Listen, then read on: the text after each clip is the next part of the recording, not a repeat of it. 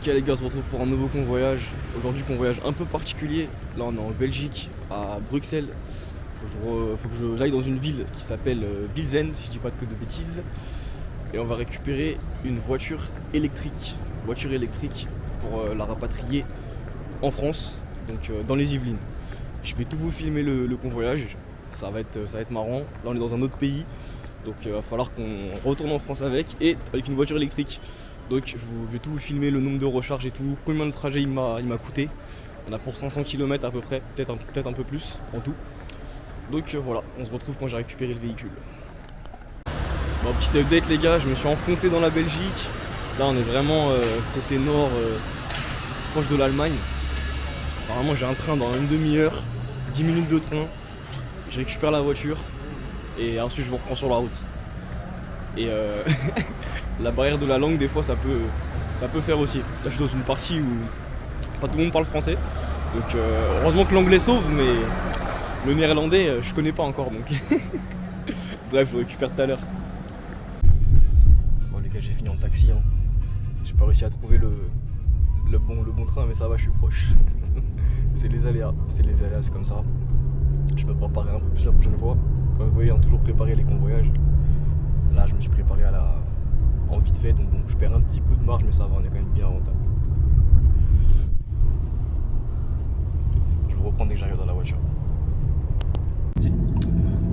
Bon les gars, on se retrouve. On est quelques jours plus tard. Ah, il m'est arrivé des aventures. Mais c'est bien comme ça, on va parler d'un truc aujourd'hui. Les passages à vide. Donc en général, un passage à vide, ça va arriver, ça va vous arriver. Mais ça va vous arriver en France ou dans un lieu où vous pouvez rentrer. Normalement, si vous n'êtes pas parti sur un convoyage de l'extrême. Moi du coup j'étais parti dans vraiment la fin fond de la Belgique. Donc la partie qui parle même pas français. Et bah la voiture était pas dispo. De toute façon je vais tout expliquer. Ce qui s'est passé c'est déjà quand j'arrive sur place, la voiture on la trouve pas. Donc j'arrive dans un grand parc auto, la voiture on la trouve pas.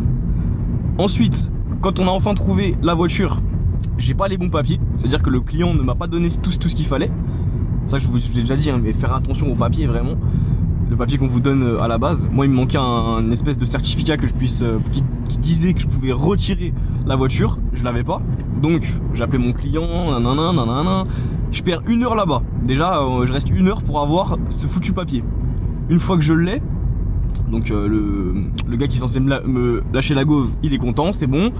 Il envoie un de ses gars aller me chercher la voiture. Et quand la voiture arrive, bah elle avait pas de plaque. Donc voilà, la voiture arrive, pas de plaque. Donc je me suis dit qu'est-ce que c'est que ce client, c'est qui me fait faire n'importe quoi.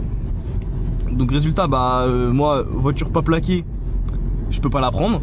C'était pas une voiture à convoyer en plaque W. Je vous expliquerai ce que c'est que le W garage dans une autre vidéo, vous inquiétez pas. Mais du coup ouais, voiture complètement impossible à récupérer en fait.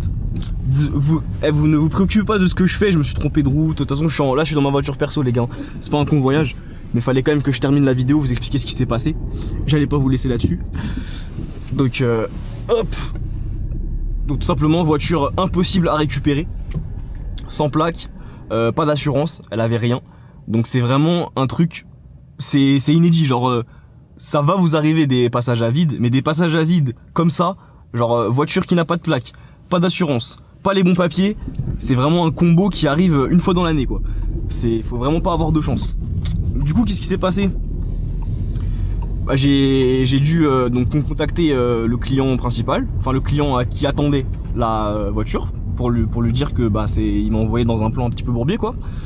Et bah du coup on a fait ce qu'on appelle un passage à vide. Et un passage à vide ça garantit le fait que je suis bien allé chercher le véhicule mais qu'il n'était pas disponible. Et du coup j'ai été payé pour la mission même si je l'ai pas effectué. Après moi ça m'arrange pas vraiment ce genre de situation, mis à part quand c'est assez proche de chez moi que je peux rentrer en train ou quoi.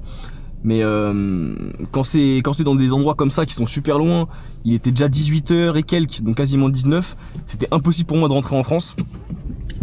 Il y avait plus de place dans les trains, il y avait pas d'avion possible. Donc bah, j'ai dû rester sur Bruxelles pendant la nuit et rentrer le lendemain. Ce qui est franchement pas optimal en soi. On perd pas mal de temps. Enfin, on perd une journée quoi. Bon après, la mission est quand même payée. Donc quelque part c'est quand même bénéf. Vous prenez quand même l'argent. Mais ça fait toujours chier de faire des trains alors qu'on aurait dû faire un trajet en voiture. Ce convoyage là il est censé me ramener chez moi. Donc vous voyez c'est vraiment casse-pied des fois, mais bon, ça fait partie du métier. Dans tous les cas, sachez que si vous arrive un truc comme ça, vous serez payé. Dans tous les cas, vous serez payé. Donc y a rien de perdu, à part un peu de temps. Donc voilà, c'était pour conclure un peu ce convoyage belge en voiture électrique qui au final, bah, pas de voiture électrique. Tant mieux, vous me direz. Qu'est-ce que vous en pensez vous d'ailleurs de ça? Les voitures électriques de manière générale, vous aimez bien, vous aimez pas? Dites-moi, dites en commentaire, n'hésitez pas. Et puis bah, pour tous ceux que le convoi automobile intéresse, donc hein, je le rappelle quand même pour ceux qui arrivent, pour les nouveaux, ça consiste tout simplement à récupérer une voiture pour un client et la livrer à un autre client. Ça se fait en indépendant et vous êtes payé à la mission, tout simplement. Donc hop, attendez, je me concentre 2 secondes, c'est un peu technique. On va arrêter de faire un pare-choc. Hop, parfait. Donc je disais tout simplement, vous récupérez un véhicule pour un client et vous le livrez à un autre et vous êtes payé à la mission pour ça. Donc après la rémunération peut varier, ça dépend du temps de trajet, de la voiture, de tout un tas de choses. Mais on peut facilement aller chercher les 2500, 3000 euros par mois en convoyant des véhicules. Donc je vous laisse aller voir dans la description, je vous donne toutes les infos pour démarrer dans les meilleures conditions et être rentable bah, dès le début quoi. Bon les gars, on se pète la prochaine fois de toute façon pour un nouveau convoyage comme d'hab et puis portez-vous bien en attendant hein.